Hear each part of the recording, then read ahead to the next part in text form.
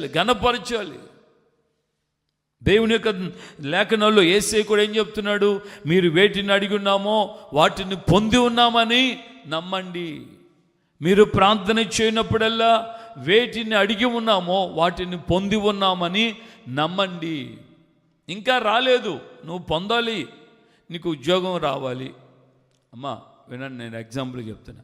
నీకు ఉద్యోగం రావాలి, దేవుని దగ్గర ప్రార్థన చేస్తున్నా. నీవు చివరికి ఏం చెప్పాలంటే, ప్రభువా నేను అడిగిన ఉద్యోగం నాకు ఇచ్చావు, అందుకు నీకు స్తోత్రం స్తోత్రం స్తోత్రం స్తోత్రం అని దేవుని గణపరచాలి, మహిమపరచాలి. ఉద్యోగం రాకమునిపే దేవా నీవు నాకు ఇచ్చావని నువ్వు గణపరచడం ప్రారంభించావే, అదే విశ్వాసం. అదే నీ జీవితంలో ఉన్న విశ్వాసం. ఆ విశ్వాసం నిన్నేం చేస్తుందంటే, దేవుణ్ణి నువ్వు ఘనపరుస్తున్న కారణాన్ని బట్టి నీకు దేవుడు ఖచ్చితంగా ఆ కార్యం